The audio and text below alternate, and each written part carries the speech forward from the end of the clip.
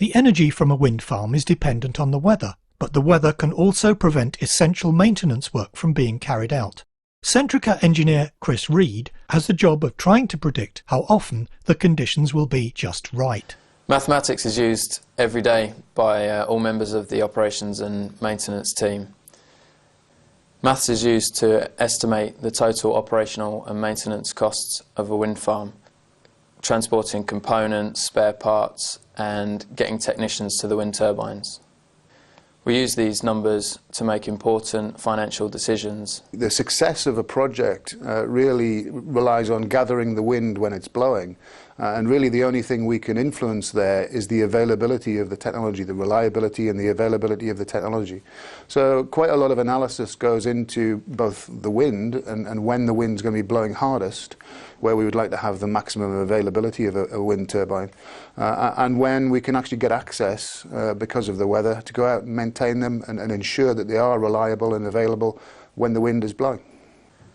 Offshore wind farms are affected by the weather. When the weather conditions are bad, we can't go out and access the turbines to perform necessary maintenance activities. We need to be able to predict when the weather conditions are suitable and permit us to carry out particular repair missions. We call this period of time a weather window. Chris bases his predictions on historical weather data for the site in question. He plots the average wind speed and wave height over a period of time. Then he sets practical, safe maxima for a repair mission. The maximum wave height is 1.5 metres and the maximum wind speed is 12 metres per second. From the graphs, he can find periods when both wind speed and wave height are within safe limits. These periods are shown in blue. We're looking for a gap in the weather conditions in order to carry out a certain repair mission.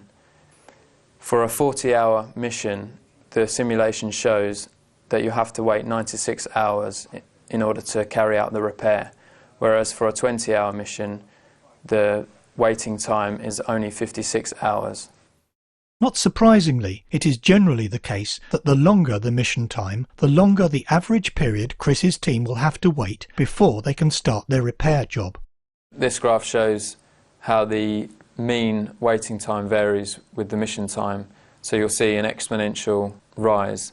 Chris's predictions are important because they give an indication of the so-called in-service availability of a turbine.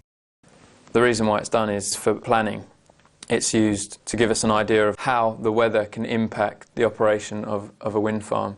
So, for example, if we get a development in that's 10 kilometres offshore, the wave height might not be too bad, so we can access the turbines frequently and we get less downtime incurred. So it makes that wind farm look like a good prospect from an operational and maintenance point of view. But when you start siting wind farms 50 kilometres offshore, the wave conditions tend to be a lot worse. So using our historical weather data, we can give an indication to the business of how the weather conditions will affect the accessibility of the turbines and hence the revenue from the wind farm. At the moment I'm doing some analysis on whether it would be suitable to have some sort of offshore base. At the moment we run technicians from an onshore location out to the turbines, which takes 2 hours, and then at the end of the working day they come back for 2 hours.